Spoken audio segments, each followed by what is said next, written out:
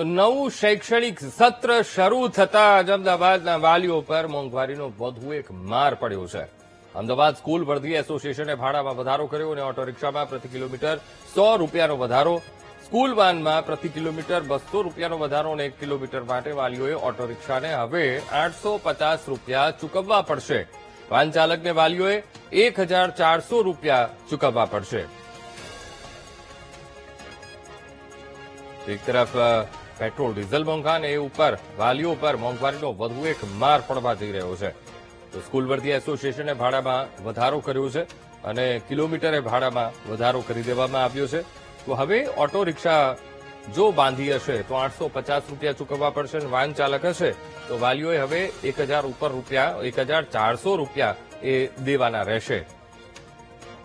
એક તરફ પેટ્રોલ ડીઝલનો ભાવ વધી રહ્યો છે અને આ તરફ મોંઘવારી વધી રહી છે અને એ વચ્ચે વાલીઓ પર મોંઘવારીનો વધુ એક માર પડવા જઈ રહ્યો છે. કારણ કે સ્કૂલ વર્ધી એસોસિએશને ભાડામાં વધારો કરી દીધો છે. સ્કૂલ વાનમાં પ્રતિ કિલોમીટર 200 રૂપિયાનો વધારો કરવામાં આવ્યો છે.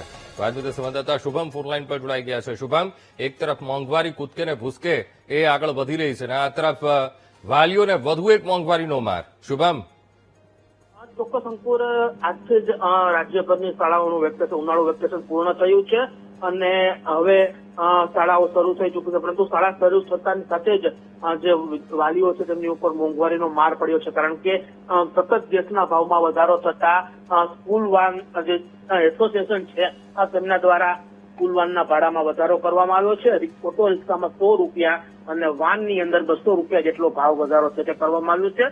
પહેલા કે જે પ્રતિ કિલોમીટર ઓટો રિક્ષાના 750 રૂપિયા હતા તે વધારી હવે 850 રૂપિયા કરવામાં આવ્યા છે. તો બીજી તરફ જે વાન છે તેમના જે 1200 રૂપિયા પ્રતિ કિલોમીટરના હતા તે વધારી અને 1400 રૂપિયા છે તે કરી દેવામાં આવ્યા છે. મહત્વનું છે કે 1 કિલોમીટર બાદના દરેક જે કિલોમીટર એક્સ્ટ્રા કરશે તેમની ઉપર 200 રૂપિયા એક્સ્ટ્રા છે તે લગાવવામાં આવશે. એટલે મહત્વનું છે કે વેકેશન ખુલતાની સાથે જ વાલીઓ ઉપર વધુ એક માર છે તે પડવા પામ્યો છે.